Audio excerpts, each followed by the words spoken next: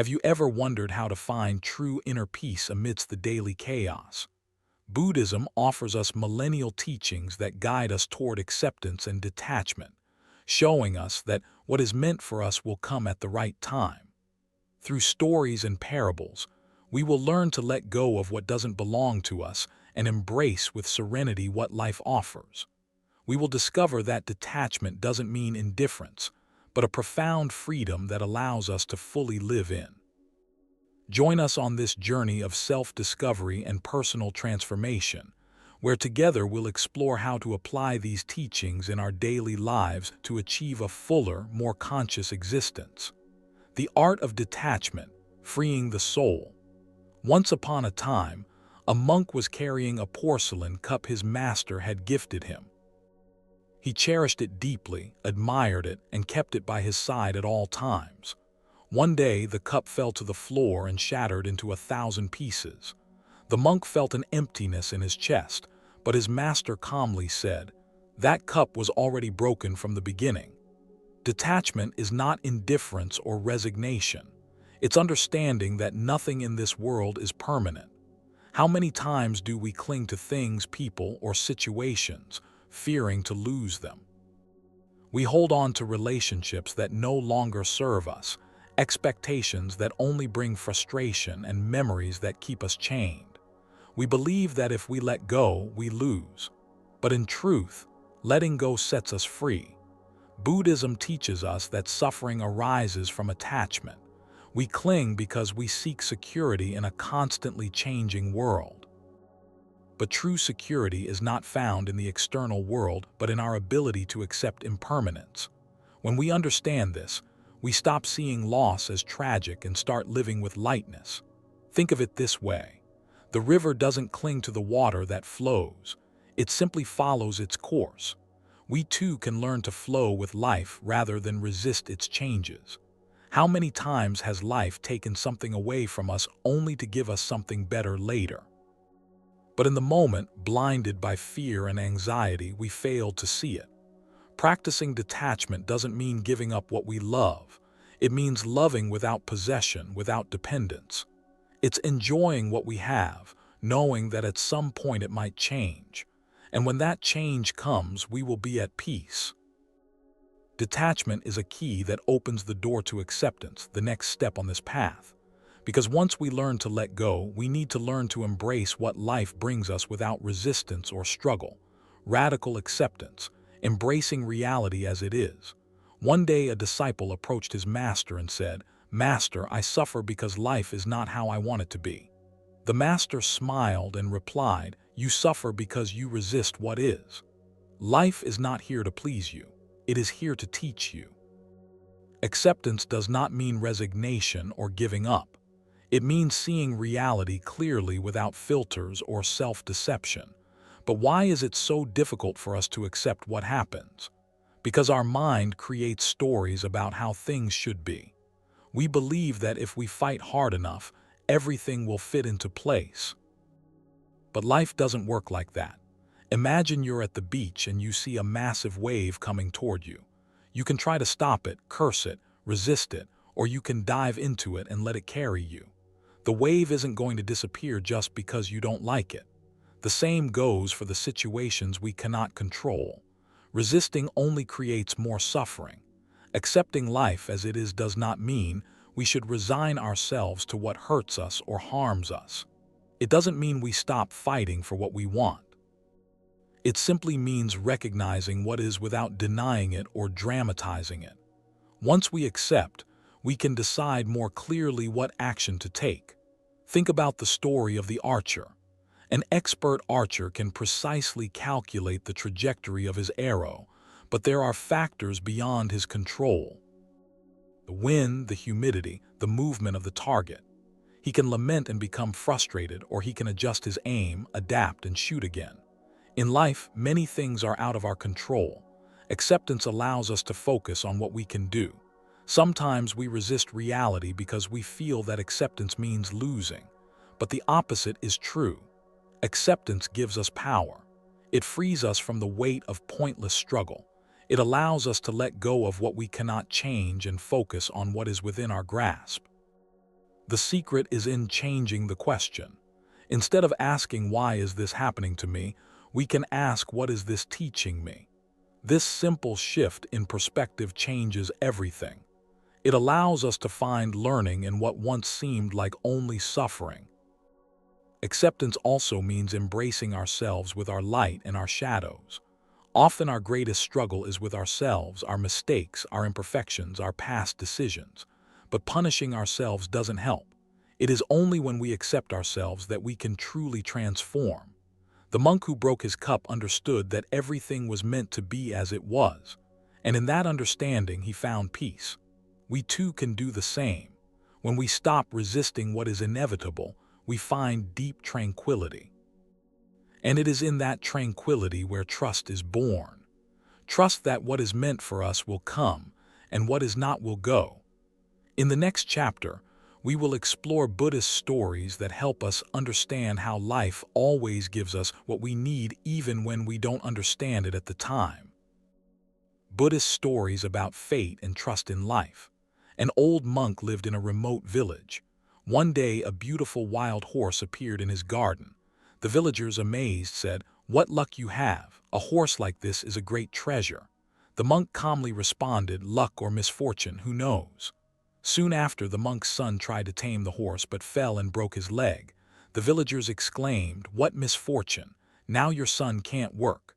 The monk, with the same serenity, replied, "Luck or misfortune, who knows?"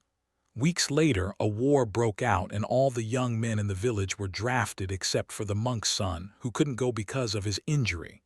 The villagers once again said, "What luck you have!" And the monk, unfazed, replied, "Luck or misfortune, who knows?" This story teaches us something powerful. Life follows its course beyond our limited perception of the present. Many times we rush to judge what happens to us as good or bad, not realizing that every event is connected to something bigger that we cannot yet see. How often has something that seemed like misfortune eventually led us to a better place? Perhaps you lost a job and thought it was the end, but that loss led you to find something you're passionate about. Maybe a relationship ended and you suffered, but later you realized it was the best thing that could have happened. Life is wise, and when we trust its process, we stop suffering over what we don't understand in the moment. Buddhist teachers tell us that the universe doesn't take anything from us without a reason. What leaves leaves because its cycle has ended. What comes comes because we are ready to receive it. But to understand this, we need patience and an open mind. Another Buddhist story speaks of a man who was walking and saw a butterfly struggling to break free from its cocoon. With good intentions, the man decided to help and gently opened the cocoon. The butterfly emerged, but its wings were weak and it could never fly. The man didn't know that the effort to get out of the cocoon was necessary to strengthen its wings. By intervening, he prevented its development. How many times in our lives do we become desperate and try to force things? We want immediate answers, instant results, but the process is part of the learning. We can't open the cocoon before it's time. We can't rush what is not ready. Trusting in life doesn't mean standing still and doing nothing. It means doing our part but without anxiety, like the farmer who plants his crop and tends to it but doesn't pull up the plants to make them grow faster. He knows that everything has its own rhythm. Buddhism invites us to see life through the eyes of an observer. Instead of resisting or fighting what happens, we can look at it with curiosity. What is this situation teaching me? Sometimes the lessons aren't immediately obvious, but if we look back, we see that everything has had a purpose. Accepting uncertainty isn't easy, but it's liberating. It allows us to live with less fear, with less anxiety. It lets us enjoy the present without obsessing over the future. Because in the end, what is meant for us will come and what isn't will leave. And on this path of trust, there is a powerful tool that helps us find clarity amid chaos: meditation. In the next chapter, we'll explore how meditation allows us to connect with inner peace and strengthen our trust in life. the practice of meditation to cultivate inner peace. In a Buddhist monastery, a disciple approached his master and said, "My mind is a whirlwind of thoughts. I try to find peace, but the more I try, the more restless I become." The master smiled and asked him to take a glass of water with dirt in it and shake it. "Now wait," the master said. Gradually, the dirt settled at the bottom and the water became clear. "This is the mind," explained the master. "If you allow it to calm, clarity comes by itself." Meditation is one of Buddhism's most powerful tools for training the mind and finding inner peace. It's not about clearing the mind or escaping from problems. It's about observing without judgment, allowing thoughts to flow without clinging to them. We live in a world filled with constant stimuli, notifications, social media, news, worries. Our minds are always busy, but when we meditate, we give the mind a break. It's like turning off the external noise to listen to what truly matters. The benefits of meditation are supported by science. It reduces stress, improves concentration, strengthens the immune system, and most importantly helps us develop a healthier relationship with our thoughts and emotions. But beyond the benefits, meditation teaches us something fundamental: impermanence. When we close our eyes and observe our breath, we realize that everything is temporary. A thought appears and disappears. An emotion arises and fades. This helps us understand that nothing in life is permanent. Not pain, not sadness, not anxiety. Everything flows. Many people say they can't meditate because their minds won't stop. But the mind doesn't need to stop. Meditation isn't about stopping thoughts. It's about learning to see thoughts as clouds in the sky. They come and go, but the sky remains. There are many types of meditation in Buddhism, but one of the simplest and most effective is breath meditation. All you need to do is find a quiet place, close your eyes, and bring your attention to the air entering and leaving your nostrils. Don't try to control anything. Just observe. If your mind wanders, gently bring it back to your breath. There's no need to force anything. Another powerful practice is the meditation of gratitude. Every day, take a few minutes to reflect on the things you're thankful for. This shifts your perspective and helps you focus on the positive instead of what's missing. There's also the letting go meditation. If there's something weighing on you, imagine holding it in your hands. Breathe deeply, and with each exhale, imagine releasing it little by little. It's a simple practice but incredibly powerful for releasing emotional burdens. As we meditate regularly, we begin to notice changes. We react less to difficulties. We feel more peace in our daily lives. We learn to live with greater presence. And this presence is key to letting go of control and flowing with life, which is the next step on our journey. Next chapter, we'll explore how to trust the universe and release the need to control every detail of our existence. Letting go of control and flowing with the universe. One day, a disciple was standing by the river with his master. As they watched the water, the master said, "Look at how it flows without resistance, adapting to every rock, every curve, every change in the path. It doesn't fight the current. It simply moves forward. We try to control everything. Our relationships, our future, what others think of us. We believe that if we plan enough, we can avoid pain and guarantee our happiness. But life doesn't work that way. Like the river, it is in constant motion. When we cling to what we can't control, we suffer. Buddhism teaches us that true peace comes when we learn to let go. It doesn't mean we stop trying. It means we accept that not everything is in our hands. We can do our best, but we can't control the outcome. We can love someone, but we can't make them stay. We can take care of our health, but we can't avoid illness forever. There's a Buddhist story about a man who clung to the branch of a tree at the edge of a cliff. He was exhausted but afraid to let go.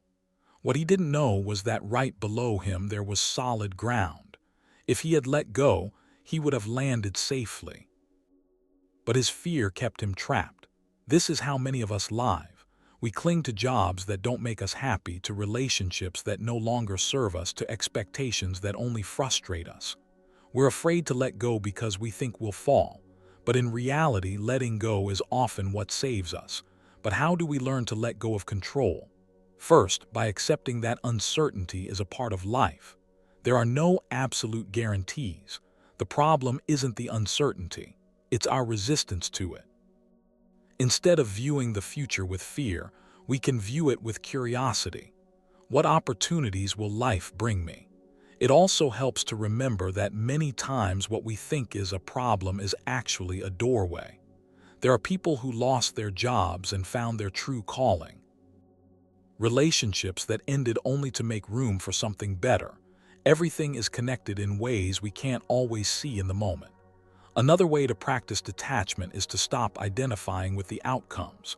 We do things because we enjoy them, not just because we expect a reward. Like a painter who paints without worrying about whether or not the painting will sell. Like a child who plays without thinking about winning. When we act from this place, life becomes lighter. Meditation is key here as well. It helps us observe our fears without being swept away by them. It allows us to clearly see what we can and cannot change. Letting go of control doesn't mean we leave everything to chance. It means we trust that whatever happens, we can handle it. It means we stop resisting and start flowing with life. And when we flow, something beautiful happens. We begin to feel more compassion, not just for others, but for ourselves. Because letting go isn't just about the external world. It's about releasing our own judgment and self-criticism. In the next chapter, we'll explore how compassion helps us live with more love and less suffering. Compassion for oneself and others. A monk was walking along a path when he saw a man striking his chest and crying. "Master," said the man, "I have made many mistakes. I have hurt the people I love and I cannot forgive myself." The monk gently replied, "If a bird breaks its own wing for having made a mistake in flight, how can it fly again? Guilt is the stone that stops us from moving forward. Compassion is the wind that lets us continue." In Buddhism, compassion is one of the most important pillars, but it's not just about being kind to others. It's about learning to be kind to ourselves. Too often, we are our own worst critics. We punish ourselves for past mistakes, demand perfection from ourselves, and speak to ourselves harshly. We say things to ourselves that we would never say to someone we love. But what good does that harshness do? Does it help us improve? The truth is, it doesn't. Self-compassion is not an excuse to avoid growth. It is the foundation that allows us to change without fear. A tree doesn't grow stronger by being struck, but by being watered with patience. There is a Buddhist practice called metta or loving-kindness meditation. It involves repeating compassionate phrases first towards ourselves and then towards others. It begins with something as simple as "May I be well," "May I be happy," "May I live in peace." At first it may feel strange. Many people find it difficult to wish happiness for themselves because they feel they don't deserve it. But the reality is only when we learn to treat ourselves with love can we offer true love to others. Compassion also means understanding that we are all on a journey of learning. No one is born knowing how to live. We all make mistakes, make poor decisions, and react in ways we later regret. But if we continue to punish ourselves for the past, we can never move forward. Now, compassion doesn't mean justifying what harms us. If someone treats us badly, it doesn't mean we have to accept their behavior. We can be compassionate without allowing ourselves to be hurt. The difference is that instead of reacting with hatred, we respond with understanding. Not because the other person deserves it, but because we deserve peace. There is a Buddhist story about a man carrying a sack of stones on his back. He was exhausted, but he kept walking without letting go of the sack. A monk saw him and asked, "Why are you carrying that weight?" The man answered, "These stones are my grudges and resentments." The monk replied, "Let them go.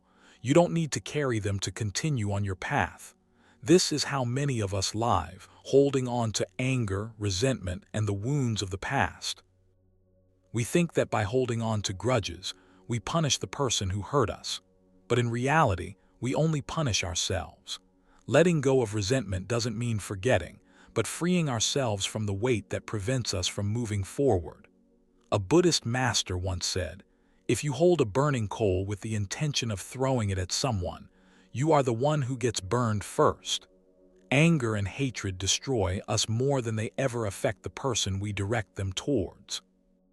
But how do we cultivate compassion when we've been hurt? First, by understanding that everyone acts from their level of awareness. Someone who harms others is probably suffering in some way themselves. This doesn't justify their actions, but it helps us not to take it personally. Second, we allow ourselves the space to heal. We don't have to hold on to the wound forever. We can decide to end that chapter and move forward. Third, we remember that compassion isn't weakness, it's strength. It takes more courage to forgive than to stay angry. It takes more bravery to release what hurts us than to hold on. When we nurture compassion, our lives begin to shift. We stop reacting out of fear and start responding with love. We grow more patient, more understanding, and lighter at heart. This compassion not only transforms how we relate to ourselves and others, but also helps us live in deeper harmony and peace with the world. It is a vital part of the journey toward inner peace. In the next chapter, we'll look at how to bring these lessons into daily life to live with more wisdom and fulfillment, integrating Buddhist teachings into everyday life. One day, a monk and his disciple were walking through the forest. The disciple, feeling uneasy, asked, "Master, how long will it take me to reach enlightenment?" The master replied, "If you walk in a hurry, it will take even longer, but if you walk with patience, it will arrive sooner than you expect." This is one of the great truths of Buddhism. Real transformation doesn't happen overnight. It's not about reading a book, watching a video, or instantly grasping a concept. It's about practicing what we learn little by little in our everyday lives. Because there's no meaning in knowing that attachment causes suffering if we still hold on out of fear. There's no value in understanding acceptance if we keep resisting what life brings our way. So how can we bring these teachings into our everyday lives? How can we turn Buddhism from a beautiful idea into a lived experience? First, practice detachment. This doesn't mean giving up everything or living without emotional connections. It means learning to value things without needing to possess them. When something good comes into your life, receive it with gratitude but without the fear of losing it. When something leaves, allow yourself to feel the sadness but without holding on. Ask yourself, am I attached to this out of love or fear?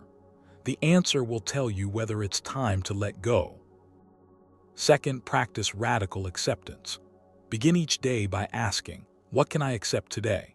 It might be a challenge at work, a disagreement with someone, or a flaw within yourself. This doesn't mean surrendering, but rather ending the struggle against what already is. Only when we accept things clearly can we respond with wisdom. Third, have trust in life. Whenever things don't go as planned, remember the story of the monk's horse. Don't be too quick to label things as good or bad. Instead, ask yourself, what is this trying to teach me? With time, you'll begin to see that everything carries a lesson. Fourth, make meditation a daily habit. It doesn't need to be long or difficult. Even a few minutes of mindful breathing can bring change. If you spend just 5 minutes each day watching your breath, your mind will gradually grow calmer. Don't expect instant change, but with time you'll find yourself reacting less and understanding more. Fifth, release the need for control. Do your best, but don't fixate on the outcome. Like an archer who lets go of the arrow without worrying about the target. When things don't unfold as planned, instead of getting upset, ask yourself, how can I move with this?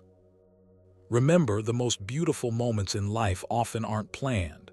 They come when we're open to receiving them. Sixth, practice compassion in everything you do. You don't need big gestures to practice compassion.